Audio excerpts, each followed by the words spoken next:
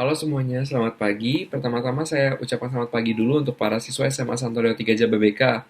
Kemudian saya juga mengucapkan selamat pagi untuk para guru di SMA Santo Leo 3 Jababeka dan juga beserta jajarannya. Perkenalkan, nama saya Dr. Irfandi. Saya dulu bersekolah di salah satu SMA swasta di Lipo Cikarang, kemudian menempuh pendidikan dokter di Jakarta, dan saat ini saya sedang berada di Jerman untuk menempuh pendidikan lanjutan saya. Beberapa saat lalu saya di chat Pak pribadi meminta untuk memberikan sedikit pemaparan tentang apa yang terjadi di dunia saat ini, yaitu tentang COVID-19.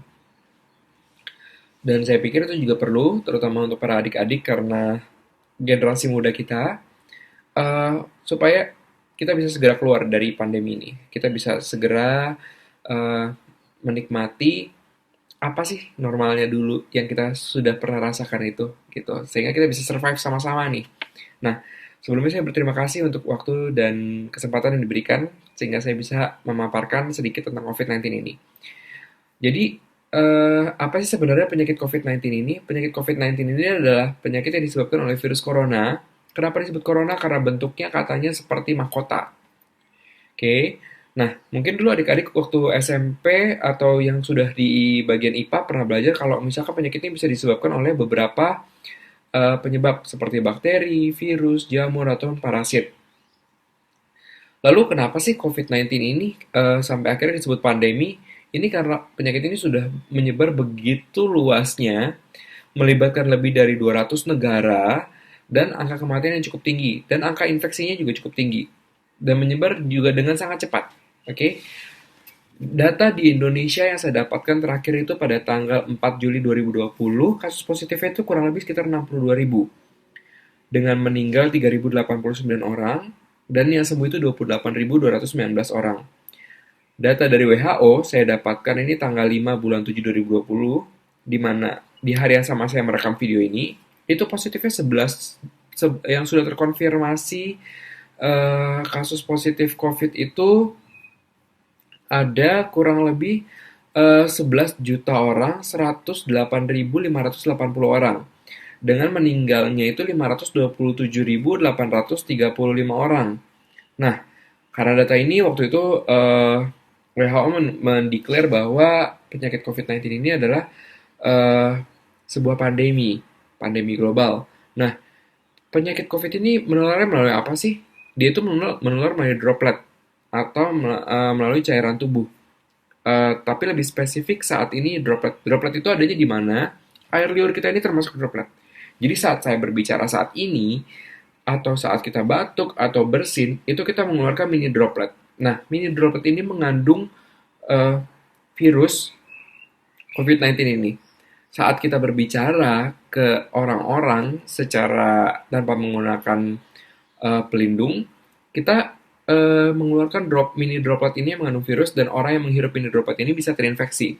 Oke, okay? Nah, ada yang bilang juga bisa menginfeksi lewat mata dan segala macamnya. Nah, saya pertama mau memaparkan gejalanya dulu. Gejalanya yang paling gampang dan atau paling sering itu pertama demam, batuk kering, dan juga rasa lelah. Ini umum sekali kita jumpai di penyakit-penyakit virus lainnya, seperti virus influenza, atau virus campak, atau cacar kalau yang sudah pernah terinfeksi.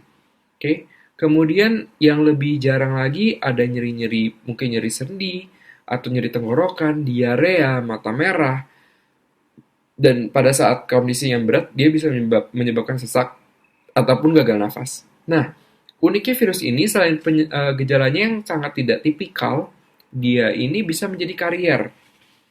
Atau orang yang terinfeksi virus ini bisa menjadi karier. Artinya bahwa orang tersebut bisa terinfeksi, bisa menularkan ke orang lain, tapi dia tidak memiliki gejala sama sekali. Oke, jadi perlu kita ingat bahwa tidak semua orang yang sudah terinfeksi dengan virus COVID ini punya gejala. Nah, ada yang cuma gejalanya berat, tidak semua berakhir dengan gejala berat, ada juga yang dengan gejala ringan lalu sembuh. Kemudian ini juga penting bahwa orang yang sudah terinfeksi virus COVID ini bisa terinfeksi lagi. Walaupun dia sudah punya antibodi, artinya penyebarannya virus COVID ini masih terjadi. Nah, pentingnya dari kita atau peran dari kita sebagai masyarakat apa sih supaya kita bisa segera keluar dari eh, pandemi ini? Yang pertama adalah kesadaran tentang virus ini. Kita tahu tentang virus ini dan kita tahu bagaimana kita bisa mengendalikan diri kita untuk melawan virus ini. Ada beberapa langkah yang bisa kita lakukan, simpel banget, gampang banget, dan itu bisa kita lakukan setiap hari. Bahkan, kalaupun itu jadi kebiasaan, saya rasa itu juga suatu kebiasaan yang baik. Karena itu membuat diri kita lebih sehat tentunya. Yang pertama ini adalah mencuci tangan dengan teratur, dengan sabun dan juga air mengalir. Atau, dan setelahnya kita bisa menggunakan desinfektan atau seperti hand sanitizer. Beberapa merek banyak banget yang kita bisa temukan di swalayan-swalayan, baik kecil maupun besar, dan itu sempat habis dulu awal-awal. Oke. Cuci tangan ini ada beberapa gerakan, kurang lebih 20 detik, ya. Pakai sabun, tolong sekali pakai sabun, jangan cuma ngasal-ngasal dikucek-kucek seperti ini aja. Pakai sabun, kemudian sudah banyak sekali langkahnya di internet, bisa dicari, dan frekuensinya minimal 20 detik. Karena kita nggak tahu ya, kita megang meja, megang pulpen, mungkin kita nyetir segala macam, eh di permukaan benda yang kita sentuh itu ada virusnya, sehingga penting sekali untuk kita cuci tangan supaya virus itu bersih dari tangan kita. Oke?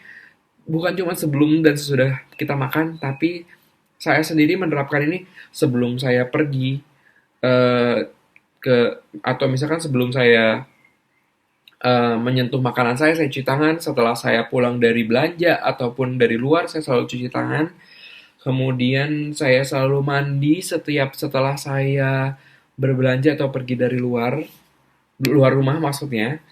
Nah, kemudian apalagi yang penting dari kita yang bisa kita lakukan adalah menjaga jarak. PSBB saat ini sedang dikampanyekan di Indonesia dan ini juga sudah kita lakukan di Jerman dan terbukti dengan mendisiplinkan diri kita sendiri angka penularan virus ini bisa turun jauh sekali. Jaga jarak itu kalau di Jerman kita berlakukannya minimal 1,5 meter atau 2 meter, tapi berdasarkan WHO minimal 1 meter saja. Kenapa sih kita harus jaga jarak? Karena seperti yang saya bilang tadi, kalau misalnya kita berbicara ataupun dengan kita tidak menjaga jarak, droplet kita ini bisa menginfeksi orang lain. Dengan menjaga jarak, kita mencegah supaya droplet ini bisa sampai terhirup ke orang lain. Nah, itu pentingnya kita untuk menjaga jarak. Kemudian selanjutnya, tolong pakai eh, masker.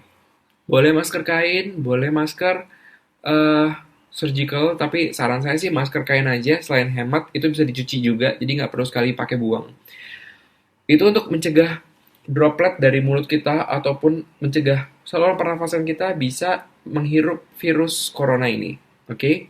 Nah, pencegahan selanjutnya adalah dengan tidak menyentuh tangan kita yang masih kotor nih, tidak menyentuh mata kita ataupun hidung ataupun mulut karena itu bisa menjadi eh, jalan masuk virus COVID ke tubuh kita. Selanjutnya adalah dengan kita menghindari nih tempat-tempat keramaian saat ini, sementara kita hindarin dulu. Saya rasa untuk tetap berada di rumah saja itu baik adanya, ataupun kalau keluar harus dengan perlindungan diri seperti masker, pulang ke rumah kita harus langsung mandi ataupun cuci tangan dulu sebelum kita menyentuh baju ataupun apa, kita bersihkan handphone kita dan peralatan-peralatan yang sering kita gunakan eh, saat kita sudah dari luar. Nah, kemudian ini juga penting cara bersih. Cara bersih itu seperti ini, bukan begini, tapi seperti ini. Oke. Kemudian kalau misalkan kalian menemukan gejala virus corona, tolong eh, telepon rumah sakit, tanya protokol di tempat kalian, bagaimana bisa eh, penyakit ini untuk agar cepat ditangani. Oke. Kemudian ini penting sekali untuk disampaikan bahwa saat ini belum ada vaksin untuk virus corona, masih dalam penelitian, jadi belum ada vaksinnya sampai sekarang. Obat-obatan yang digunakan itu biasanya obat-obatan yang bersifat suportif, artinya mengurangi gejala yang ada, gejala yang muncul. Dan perlu saya sampaikan bahwa masyarakat berperan sangat penting untuk mengendalikan penyebaran virus ini. Tenaga medis itu garda terakhir. Kita itu merawat pasien-pasien. Tapi lebih penting adalah untuk mencegah penyakitnya itu sendiri supaya makin banyak orang sehat dan yang sembuh ini juga nantinya sehat dan tidak terinfeksi lagi. Eh, saya rasa itu saja materi singkat dari saya. Sekali lagi terima kasih saya ucapkan untuk waktunya. Oh iya, yang penting lagi satu lagi. Makan makanan yang bergizi, makan makanan yang sehat. Itu juga sangat penting karena dengan makan makanan yang sehat kita menjaga imunitas tubuh kita untuk tetap kuat dan bisa melawan virus corona ini. Sehingga kita bisa tidak terinfeksi. Oke? Terima kasih untuk waktunya. Selamat pagi.